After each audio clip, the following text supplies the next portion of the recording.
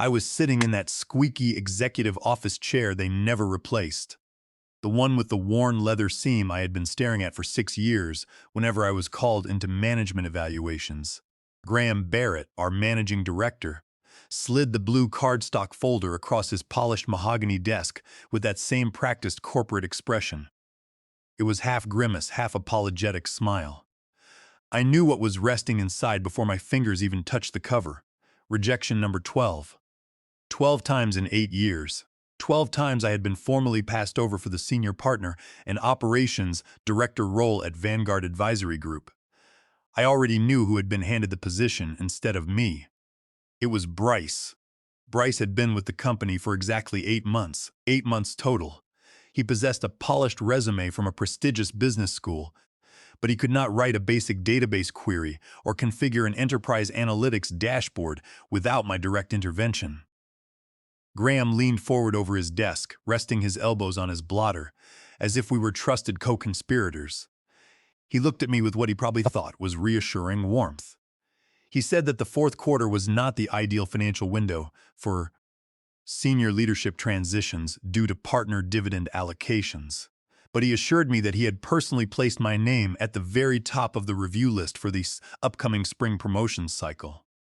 I sat there and nodded slowly, pretending I believed every word coming out of his mouth. I acted as though I had not heard almost those exact identical sentences 11 times before. I acted as though I had not personally trained every single person who had been promoted above me since 2018. Then something happened inside me that caught both of us off guard. I started laughing. It was not a quiet chuckle or a polite smile. It was a deep, resonant laugh that instantly shifted the atmosphere in the room. It was the kind of laughter that makes corporate executives deeply uncomfortable because it signals that the usual manipulation tactics have completely lost their power. Graham's practiced customer service smile glitched.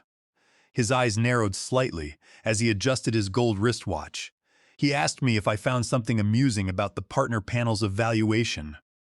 I looked him straight in the eye and told him that the only funny thing was me. I was the joke for believing their promises 12 separate times. That was the precise moment the switch flipped inside my mind. That was the exact second I decided to dismantle their hold over my professional life.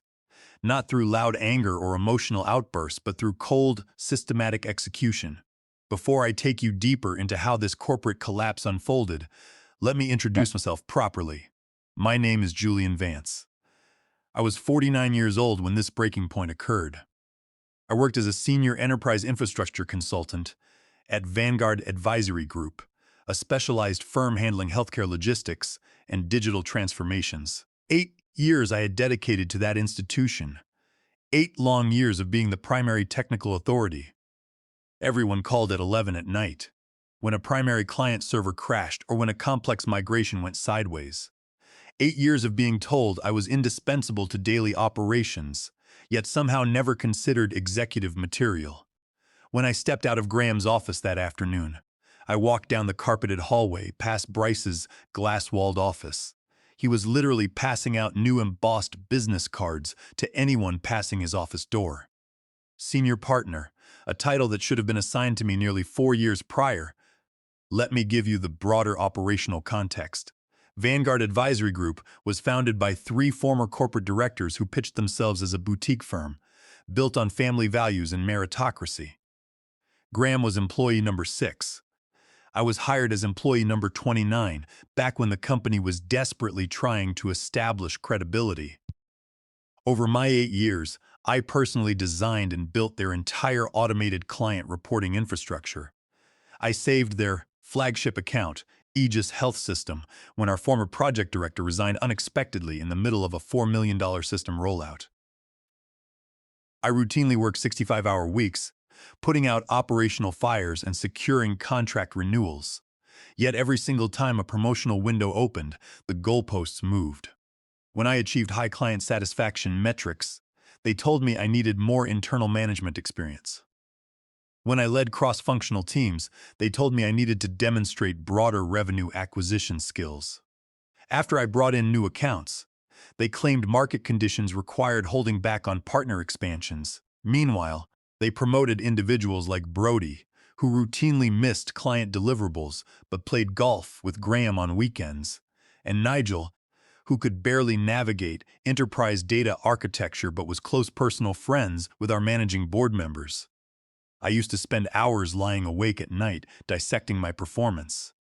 Was I not charming enough in executive meetings? Was I lacking political finesse? But sitting at my desk that afternoon, watching Bryce celebrate a title he had not earned, the truth became crystal clear. The system was not broken. It was operating exactly as designed.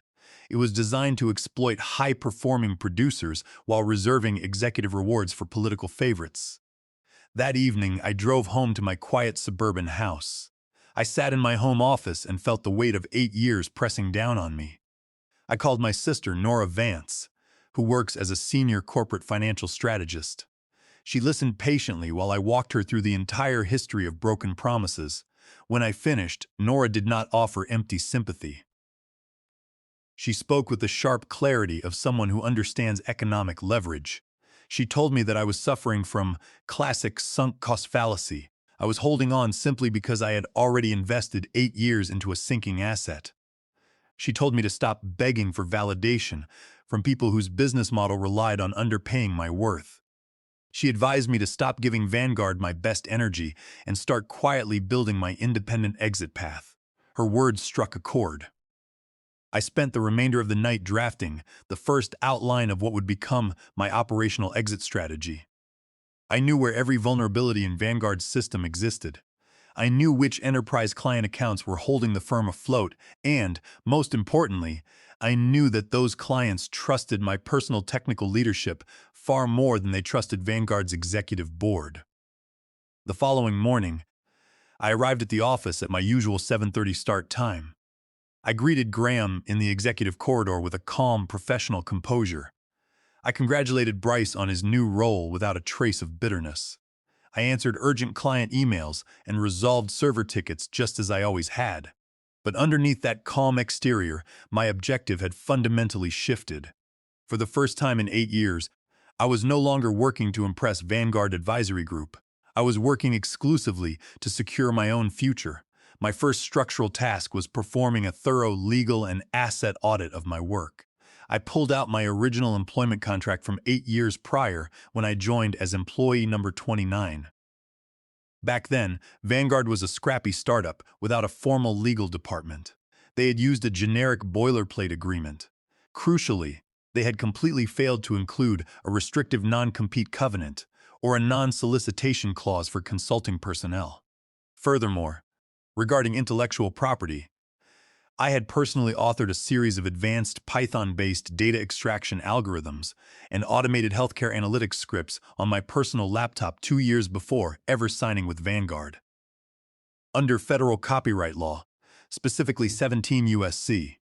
Section 106, I maintained sole personal ownership of those core algorithmic libraries. I had allowed Vanguard to utilize custom operational wrappers for client reports, but the underlying proprietary logic remained my personal property. Registered under my name, with my legal standing verified, I initiated phase 1 of my quiet exit strategy. I called it the indispensability and documentation phase. Instead of pulling back or slacking off like a disengaged employee, I did the exact opposite. I deliberately volunteered to handle the most complex, high-risk technical integrations across our enterprise accounts. When our largest client, Aegis Health System, experienced continuous data pipeline bottlenecks during their multi-hospital network integration, I stepped in directly. I worked directly with their Vice President of Operations, Eleanor Montgomery. Eleanor was a sharp, no-nonsense executive who valued technical accuracy above corporate fluff. Over 3 months of intense system stabilization, Eleanor came to rely on my direct technical judgment. Whenever an issue arose, she did not call Graham Barrett or Vanguard's primary support desk. She called my direct line. I maintained meticulous records of every system architecture I designed, every workflow automation I deployed, and every emergency fix I executed. I organized these technical blueprints into a private, encrypted digital repository on my personal drive. This was not company data. It was my personal technical methodology and process documentation. Simultaneously, I launched Phase 2, building my independent commercial vehicle. I quietly incorporated my own consulting firm, naming it Veritas Operational Partners LLC. I set up dedicated corporate bank accounts, secured proper business licenses, and established a commercial credit facility. I managed my personal finances with strict discipline, accumulating enough liquid cash reserves to cover 9 full months of personal living expenses and initial operational overhead without needing a single dollar of income from Vanguard. Phase 3 was emotional detachment. This was perhaps the most empowering transition of all. When Graham Barrett took my technical performance reports into quarterly partner meetings and presented my algorithmic efficiency gains as his own managerial achievements, I no longer felt an ounce of frustration. When Bryce attempted to issue directives on infrastructure projects he did not understand, I simply executed the technical requirements with quiet precision, letting his operational gaps remain visible to client project managers. Around month 4 of executing my exit plan, Vanguard Management announced another promotional wave. This was promotion number 13. They awarded a senior director track position to Nigel, a manager who had been with the firm for 2 years and whose primary talent was generating glossy slide decks while delegating all actual analysis to junior staff. In the past, such a blatant slight would have triggered weeks of personal frustration and uncomfortable confrontation meetings with Graham. This time, I walked into Nigel's office, shook his hand professionally, and offered a warm congratulations. Graham watched my reaction from down the hall with a puzzled expression. He was clearly accustomed to seeing me demand an explanation or request a career review. My absolute calm unnerved him far more than any argument ever could. By month 5, Veritas Operational Partners LLC was fully operational on paper.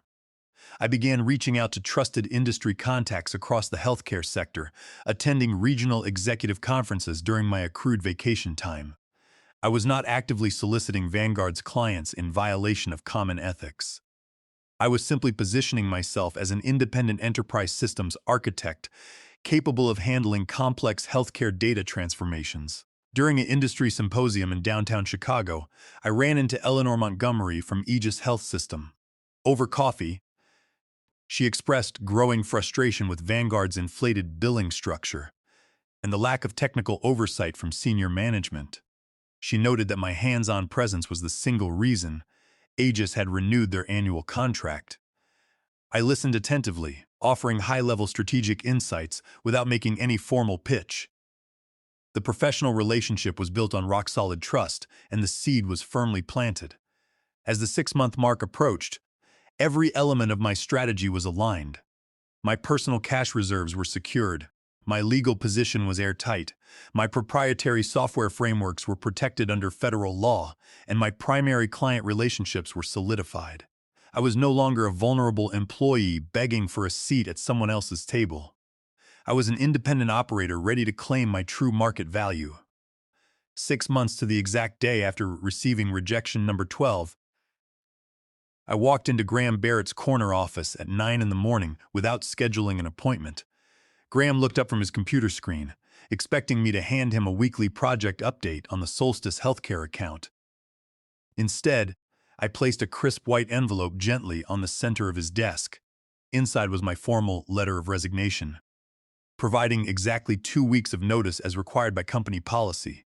Graham picked up the envelope with a faint smile, assuming it was a formal request for a mid-year compensation review.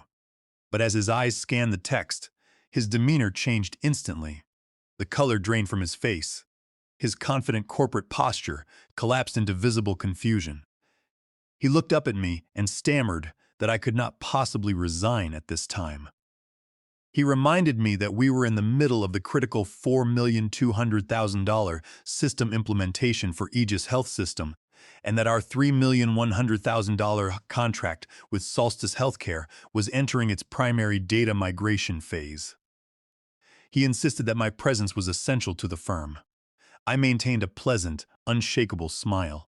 I informed him that my notice period was officially active and that my final day with Vanguard Advisory Group would be 14 days from that morning. Graham immediately attempted to pivot. He asked if this decision was driven by the recent partner promotions. He claimed, that he had been actively lobbying the board on my behalf and that they were preparing an extraordinary review for me during the upcoming third quarter.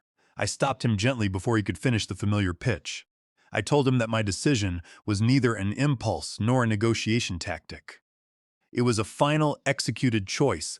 Within 2 hours of that meeting, the atmosphere inside Vanguard Advisory Group deteriorated into absolute chaos. I watched from my desk as Graham rushed between executive offices. A mandatory emergency leadership meeting was called, from which I was naturally excluded.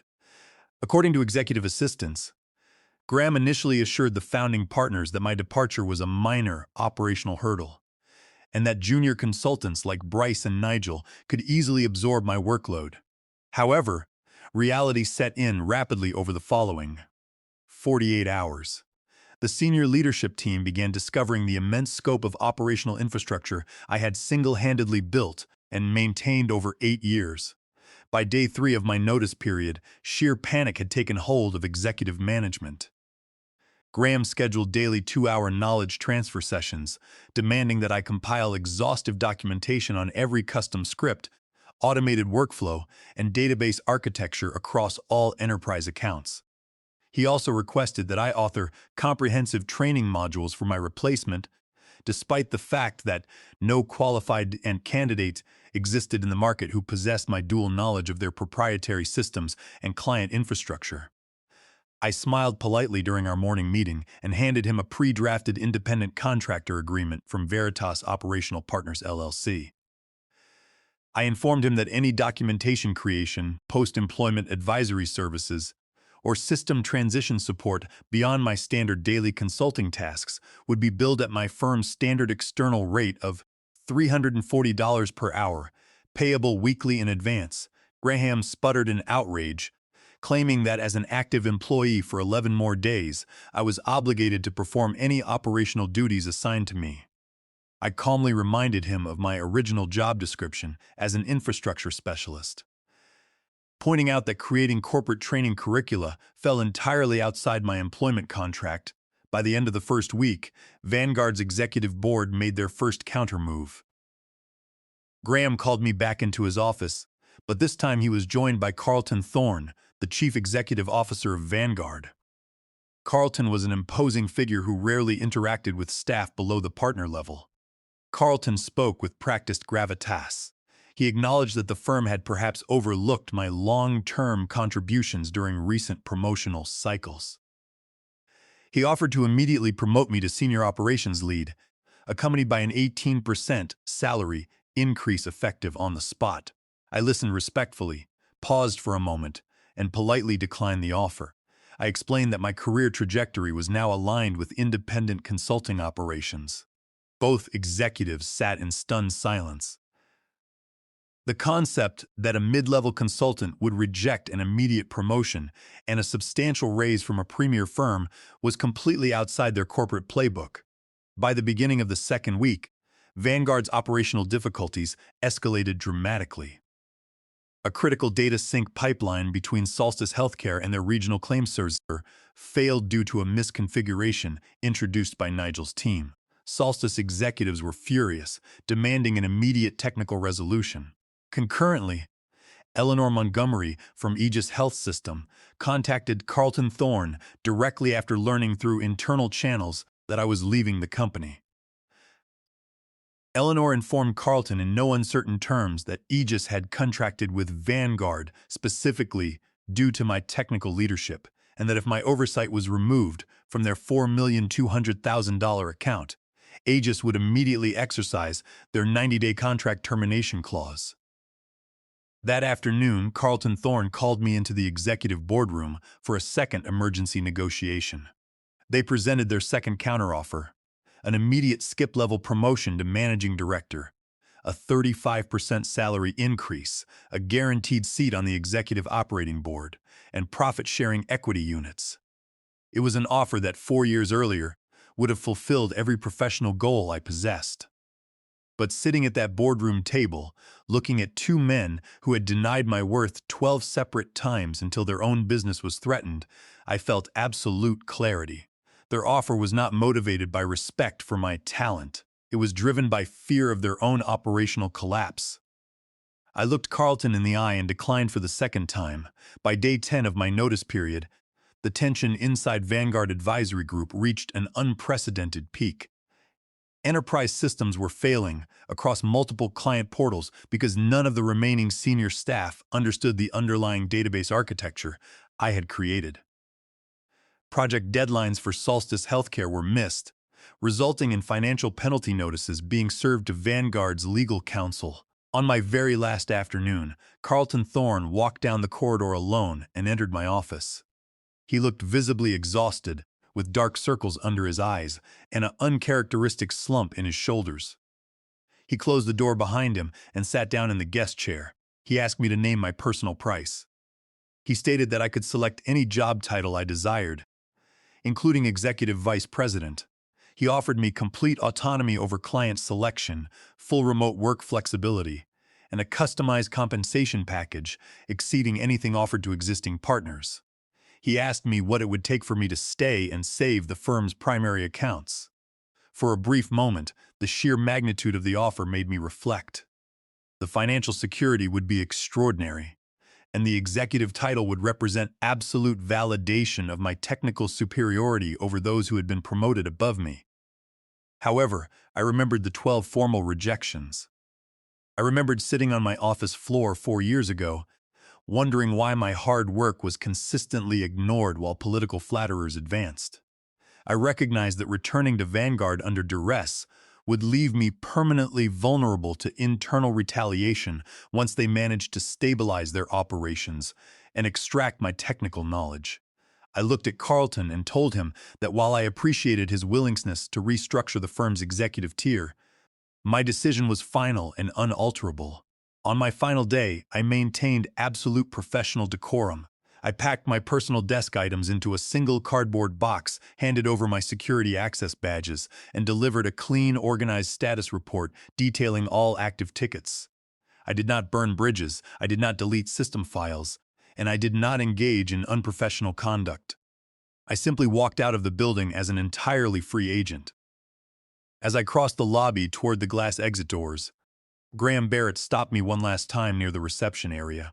He looked at me with a mixture of resentment and frustration, warning me that operating independently in a competitive corporate market was brutal, and predicting that I would not survive 6 months on my own. I held my box under one arm, looked him in the eye, smiled calmly, and suggested that he watch closely. The very next morning, Veritas Operational Partners, LLC, officially commenced active operations.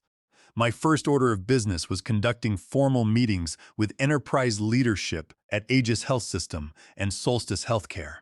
I met with Eleanor Montgomery at Aegis's corporate headquarters. Eleanor was direct and decisive.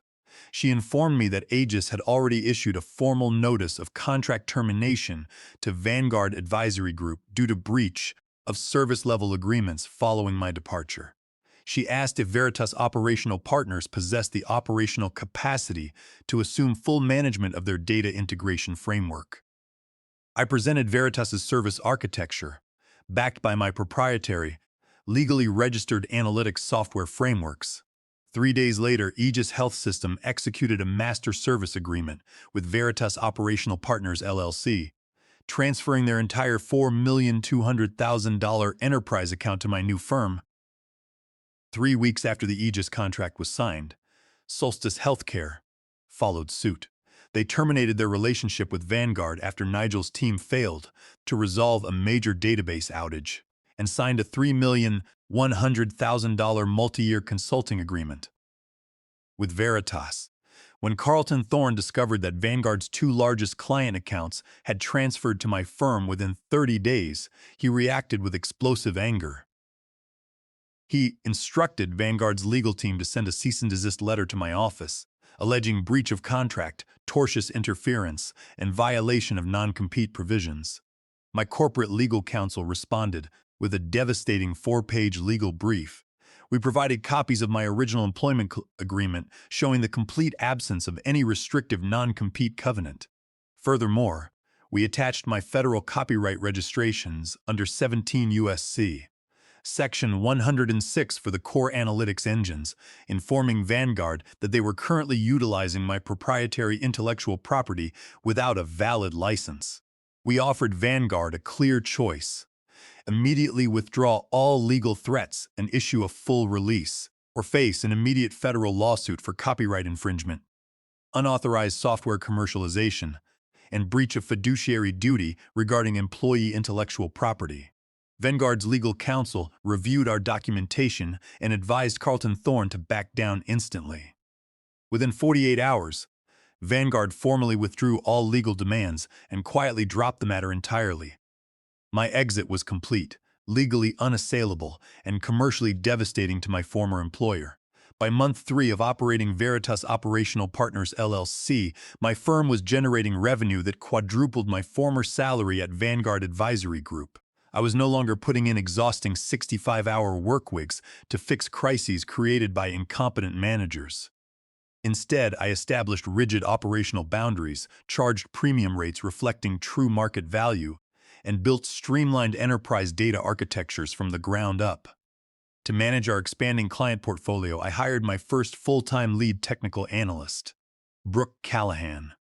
Brooke was an extraordinarily gifted systems engineer who had been repeatedly overlooked and underpaid at her previous corporate consulting firm. Recognizing her talent immediately, I offered her a competitive salary, full remote flexibility, and a structured path to partnership. She transformed our data automation workflows within her first 30 days. By month 5, an unexpected inquiry arrived in my inbox. It was a formal networking request on LinkedIn from Bryce, the individual who had received promotion number 12 over me at Vanguard. Bryce asked if we could meet privately for coffee near our office complex. When we sat down, he looked entirely drained of the arrogance he had displayed months earlier. He admitted that conditions at Vanguard Advisory Group had descended into complete operational dysfunction. The loss of Aegis Health System and Solstice Healthcare had wiped out nearly 60% of the firm's annual revenue.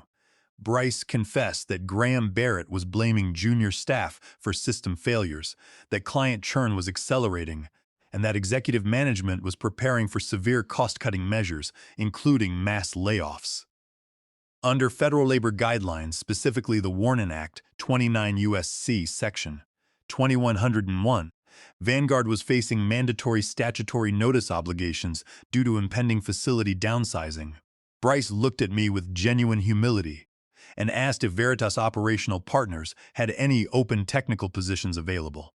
He expressed a desire to work under a leader who actually understood enterprise system architecture. I evaluated his request with objective professional detachment. Rather than taking petty satisfaction in his predicament, I recognized that Bryce possessed decent client management skills when guided by competent technical leadership. I informed him that while I was not offering executive roles, he could submit his resume for a junior analyst position subject to strict performance standards. Exactly 6 months after my departure from Vanguard Advisory Group, my office telephone rang. The caller identification displayed Carlton Thorne's private line. When I answered, Carlton's voice lacked any of its former executive grandeur. He sounded tired, humbled, and desperate. He informed me that Vanguard's quarterly financial performance had collapsed to its lowest point in 9 years. They had lost 5 additional corporate accounts, and key operational staff were resigning weekly. Carlton explicitly asked me to return to Vanguard.